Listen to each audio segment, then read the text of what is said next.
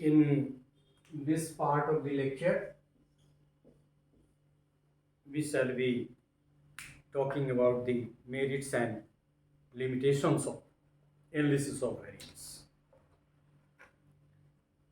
So far as the merit is concerned, the analysis of variance has following merits. It is an improved technique over Z-test and T-test.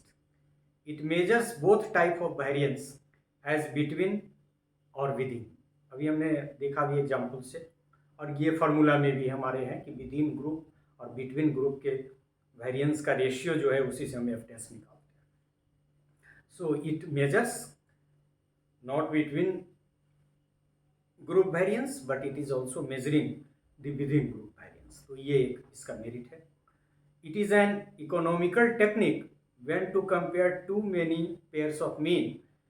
It is employed to ascertain the difference among several groups or treatment simultaneously.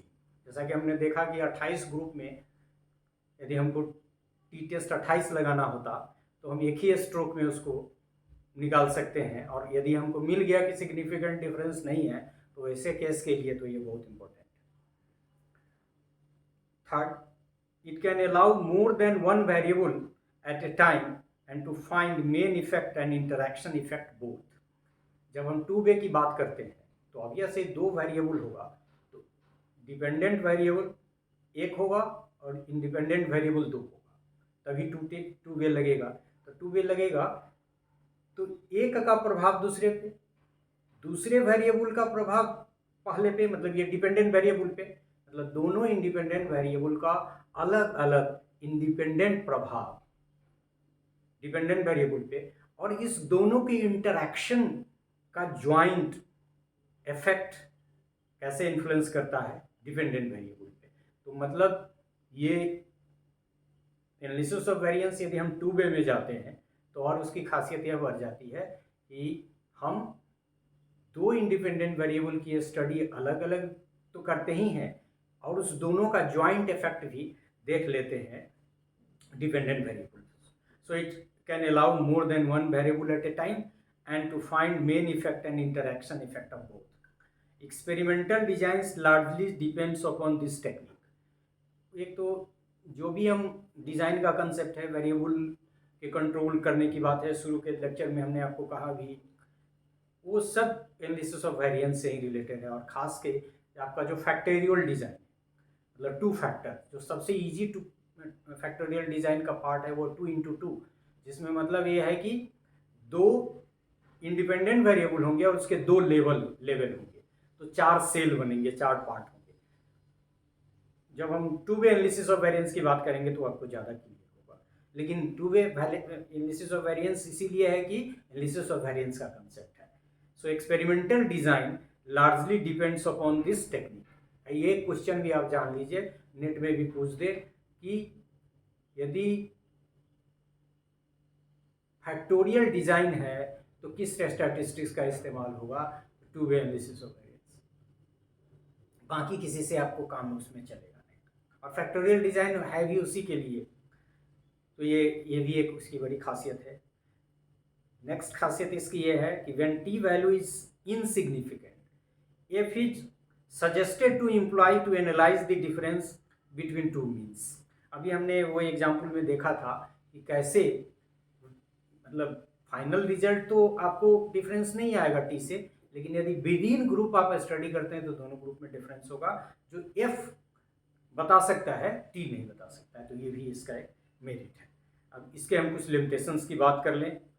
It has following limitations.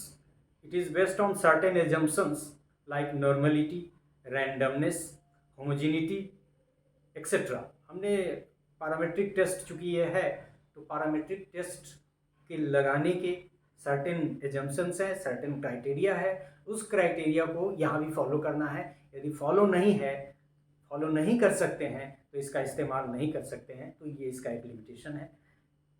Any departure does not allow it's implication and if made inferences will be affected adversely. यदि आप assumption को follow नहीं करते हैं तो इसको मत लगाइए.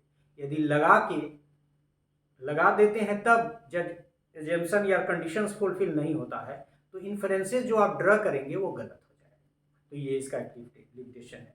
F test for further comparison between means depend upon T test. वही पोस्ट हॉक कंपैरिजन के बाद मतलब कि कह रहा है कि नहीं फर्दर आपको कंपैरिजन करना पड़ेगा टी टेस्ट से, तो ये इसका लिमिटेशन है कि यदि सिग्निफिकेंट डिफरेंस कई ग्रुप में यदि एक साथ बता भी देता है तो टी पे डिपेंड करता है, ये इसका एक लिमिटेशन है, क्योंकि दो ग्रुप के बीच में कंपैरिजन नहीं करेगा। हालांकि वन वे एनालिसिस करता है, लेकिन आप जब कई बार एफ लगाएंगे उससे बेहतर है कि आप टी लगावें, क्योंकि टी का कंप्यूटेशन एफ के कंप्यूटेशन की तुलना में ज़्यादा ईजी है। इट इज़ टाइम कंज्यूमिंग, देखेंगे ही आपकी कितना टाइम कंज्यूमिंग है, लेंदी है।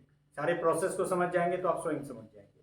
So it is time consuming and lengthy method of calculation and is being employed in it. At times becomes difficult to calculate, especially for the fresh researcher or researcher from non-mathematical background. बहुत सारा calculation है, हालांकि mathematics जैसी ये ऐसी चीज़ नहीं है, लेकिन एक साइकोलॉजिकल ज़्यादा कैलकुलेशन से लोग घबराते भी हैं। ये मेरा भी अपना ऑब्जर्वेशन है। बहुत सारे स्टूडेंट बहुत सारे स्टूडेंट तो सोशल साइंस हिस्ट्री वगैरह के भी बहुत अच्छे होते हैं, लेकिन अमूमन बहुत लोग उसको समझते हैं कि ये थोड़ा कॉम्प्लिकेटेड है। तो हालांकि ऐसा कोई कैलकुलेशन नहीं है जो मैथमेटिक्स का उसमें कोई बहुत रोल है, मतलब वो बेसिक स्कूल लेवल का ही कैलकुलेशन है। फिर भी the calculation is lengthy and for fresh researcher and researcher from non mathematics background may feel difficulty. The statistical table for F test is needed for further interpretation of result. तो ये कोई बहुत बड़ा limitation नहीं है, लेकिन इसमें ये है कि यहाँ जो आपको डिग्री ऑफ फ्रीडम देखना होगा वो 2 डिग्री ऑफ फ्रीडम एक साथ देखना पड़ता है। तो ये एक इसका माइनस पॉइंट है, मतलब विदिन का भी और बिटवीन का भी। आमतौर पे और में भी टेबल देखना है, टी का भी टेबल है, एफ का भी, ये काई स्क्वायर का भी टेबल है, सबका टेबल है। टेबल से ही सिग्निफिकेंट डिफरेंस देखते हैं, लेकिन ये टेबल से अभिप्राय है इसको दोनों देखना पड़ेगा, हॉरिजॉन्टली और वर्टिकली, और तब एक पॉइंट लोकेट करना पड़ेगा, जैसा कि हम लोग एरिया निकालने में ये एनपीसी में करते हैं। So this is all about this part of the lecture in which we have discussed certain merits and certain limitations of analysis.